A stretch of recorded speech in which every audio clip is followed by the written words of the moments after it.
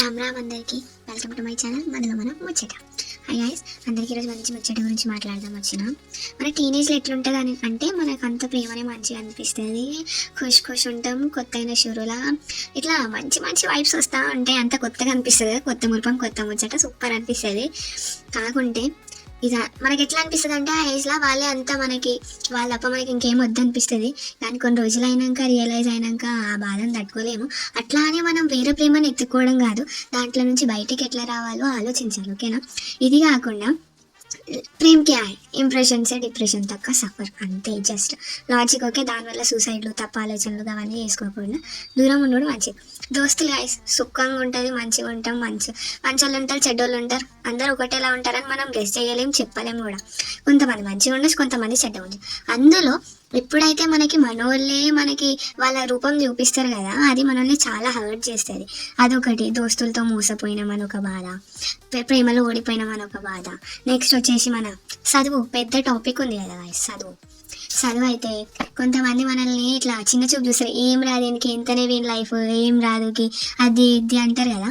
వాళ్ళ కోసం అందరూ చదువులని మంచిగా ముందుకు రావాలని రూల్ ఏం లేదు కదా. చదువు కాకుండా వేరే టాలెంట్స్ ఉంటే, ఒకవేళ చదువు మనతో అయితే లేదంటే మినిమం డిగ్రీయో ఏదో ఒకటి చేసుకొని వేరే గోల్స్ సెట్ అంటే ఇది కాదు మనకు దీంట్లో టాలెంట్ ఉంది, we should go this side అని అనిపించాలి మనకు. అంతే, దాన్ని స్ట్రెస్ఫుల్గా తీసుకొని ఇది అనుకొని అట్లా ఏమి ఉండదు. ఈ మూడిటి వల్ల మ్యాక్సిమం ఒక ఏజ్ వచ్చినప్పుడు మన బ్యాటరీ మొత్తం లో అయిపోతుంది. మనకి ఎట్లా ఎక్కడో ఆగిపోయినాం, స్టక్ అనిపిస్తుంది జీవితం. అప్పుడు మనం ఒక డెసిషన్కి రావాలి. అప్పుడు కూడా రాలేమనుకోండి, వేస్ట్. ఇంకా అంటే మొత్తం చెడు అలవాట్లు, చెడు అంతా చెడ్డ నెగిటివ్ థాట్స్ అన్నీ వస్తాయి. అవన్నీ దూరం పెట్టనీకే no time for toxic people అనేది ఒకటి మైండ్లో గుర్తు పెట్టుకొని గుడ్డిగానే నమ్మండి. మీకు నమ్మాలనిపించిన నమ్మండి, నమ్మాలనిపించకపోయినా నమ్మండి. అంతే. టాక్సిక్ పీపుల్కి అసలు టైం ఇవ్వద్దు. అంతే. మీరు ముందుకు వెళ్ళాలి. ఎట్లా వెళ్ళాలి? ఒక ప్లాన్ తీసుకోండి, రాసుకోండి. ఇట్లా ఏమేమి చేయాలా ఆలోచించండి. మీరు డిప్రెస్ అయినప్పుడు మస్తు ఉంటాయి, అప్పుడు ఆలోచించండి. మా అమ్మ అయ్యా నా కోసం ఎంత కష్టపడ్డారు, నేను వాళ్ళ కోసం ఏం చేయగలుగుతా. ఇప్పుడు నా టర్న్, మా పేరెంట్కి నేను అన్ని పే చేసేయాలి, రిటర్న్ బ్యాక్ చేసేయాలన్న ఒక్కటి గుర్తుపెట్టుకోండి. మన కోసం ఎవ్వరు రాడు గైస్. మన పేరెంట్స్ ప్రేమించినంత బయటోడు ఎవ్వరు ప్రేమించడు. ఇది మాత్రం నిజం. అందరు పేరెంట్స్ అట్లే ఉంటారని నేను చెప్పలేను, కానీ ఉంటారు. వాళ్ళ గురించి ఆలోచించైనా మనం స్టడీ స్టార్ట్ చేయాలా, అయినంత చదవాలంతే. అది చదివించినన్ని రోజులు చదవాలా, అలాగే ఏమనిపిస్తుంది చేయాలా. వర్కౌట్, ఎక్సర్సైజ్ గంట బాడీ హెల్త్ మంచిగా మెయింటైన్ చేయాలి. చూసినోడు షాక్ అయిపోవాలి, ఏంది ఈడేనా అనిపించాలి. Focus on your studies, exercise, health, wealth అంతా. వెల్త్ని మేనేజ్ చేయాలా, డబ్బులు ఎట్లా సంపాదించాలా, మన అయ్య అమ్మకి ఏం కావాలంటే అది కొనిపెట్టాలా.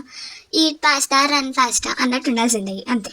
పాస్తా తినురి, ఫాస్ట్ ఊరుకురి, లైఫ్ అంతే. చల్తే జాओ చలో బస్ చల్తే రహో అన్నట్టు ఉండాలి.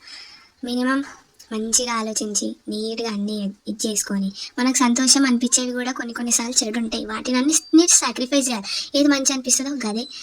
జస్ట్ రోజు ఒకటే పని మనకి.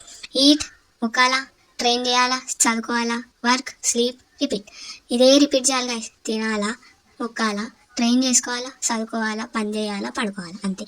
దీని మీదనే మనం మ్యాక్సిమం 45 days కనుక వర్క్ చేస్తే సెట్. అసలు మీలోనే చేంజ్ వస్తుంది. మీకు అనిపిస్తుంది ఐఎమ్ వర్కింగ్ అనా నీవు మీ అని అనిపిస్తుంది. అంతే కదా, ఖాళీ జిందగీ అట్లా ఉండాలి.